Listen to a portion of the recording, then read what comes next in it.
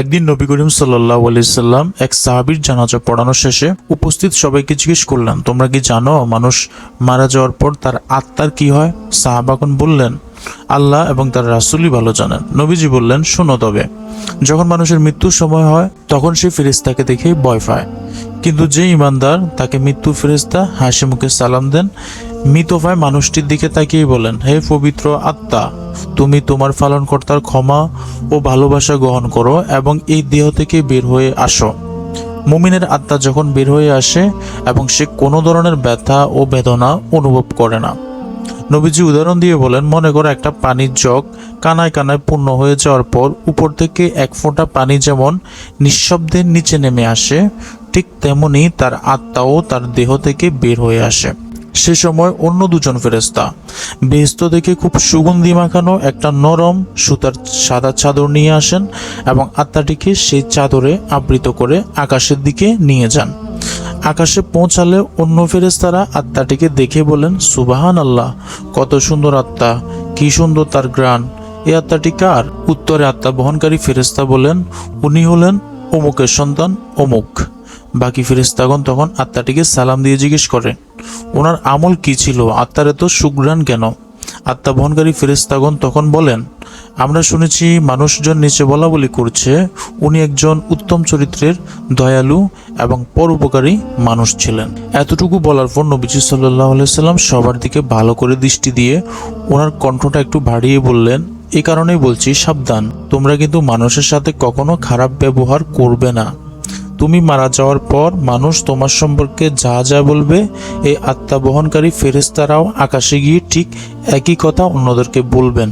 এরপর নবী করিম সাল্লাল্লাহু আলাইহি সাল্লাম আবার বলতে শুরু করলেন, এই সময় মানুষ যখন পৃথিবীতে মৃতদেহকে কবর দেওয়ার জন্য গোসল দিয়ে প্রস্তুত করবে, তখন আল্লাহ তাআলা আত্মা বহনকারী ফেরেশতাদেরকে বলবেন, যাও, এখন তোমরা আবার ওই আত্মাকে তার শরীরে দিয়ে আসো। মানুষকে আমি মাটি থেকে বানিয়েছি, মাটির দেহে তার আত্মাকে আবার রেখে আসো। সময় হলে তাকে আমি আবার পুনরায় জীবন দিব। তারপর মৃতদেহকে কবরে রেখে যাওয়ার পর মুনকার ও নাকির নামের দুজন ফেরেশতা আসবেন। তারা মৃতের সৃষ্টিকর্তা, তার ধর্ম ও নবী সম্পর্কে জিজ্ঞেস করবেন।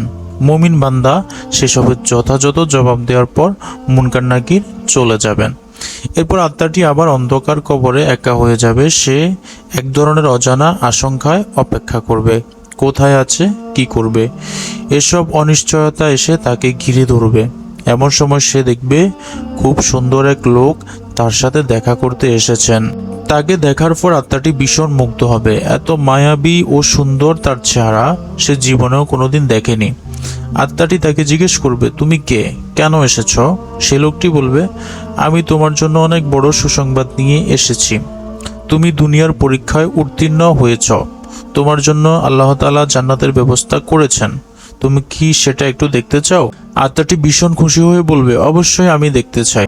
তখন আত্মাটি তার ডান দিকে তাকিয়ে দেখবে কবরের দেয়ালটি সেখানে আর নেই। সেই দেয়ালের দরজা দিয়ে অবর্ণনীয় সুন্দর এক বেহেশত দেখা যাচ্ছে। এই দৃশ্য দেখে তার অন্তর জুড়িয়ে যাবে এবং তার মন প্রশান্ত হয়ে যাবে। সেখানে যাওয়ার জন্য অস্থির হয়ে জিজ্ঞেস করবে, আমি সেখানে কখন যাব, কিভাবে যাব? আগত লোকটি মৃদু হেসে বলবেন, যখন সময় হবে তখনই তুমি সেখানে যাবে ও থাকবে। ভয় পেও না, আমি তোমার সাথেই আছি। তোমাকে আমি শেষ দিবস পর্যন্ত সঙ্গ দিব। আত্মাটি তখন তাকে জিজ্ঞেস করবে, কিন্তু তুমি কে? তখন লোকটি বলবে, আমি তোমার এত দিনের আমল, পৃথিবীতে তোমার সব ভালো কাজের, তোমার সব পুণ্যের রূপ আমি। আজ তুমি আমাকে একজন সঙ্গীর মতো করে দেখছ। আমাকে আল্লাহ তাআলা তোমাকে সঙ্গ দেওয়ার জন্য এখানে পাঠিয়েছেন। এ কথা বলে লোকটি আত্মাটির উপর যত্ন করে হাত বুলিয়ে দিবেন এবং বলবেন, হে পবিত্র আত্মা, এখন তুমি শান্তিতে ঘুমাও, নিশ্চিন্তে বিশ্রাম নাও। একথা বলার পর আত্মাটি এক নজরে বেহেশতের দিকে তাকিয়ে থাকবে এবং একসময় এ তাকানো অবস্থায় গভীর প্রশান্তিতে ঘুমিয়ে পড়বে। আল্লাহ তাআলা আমাদের সবাইকে নেক আমল করার তৌফিক দান করুক। আমিন।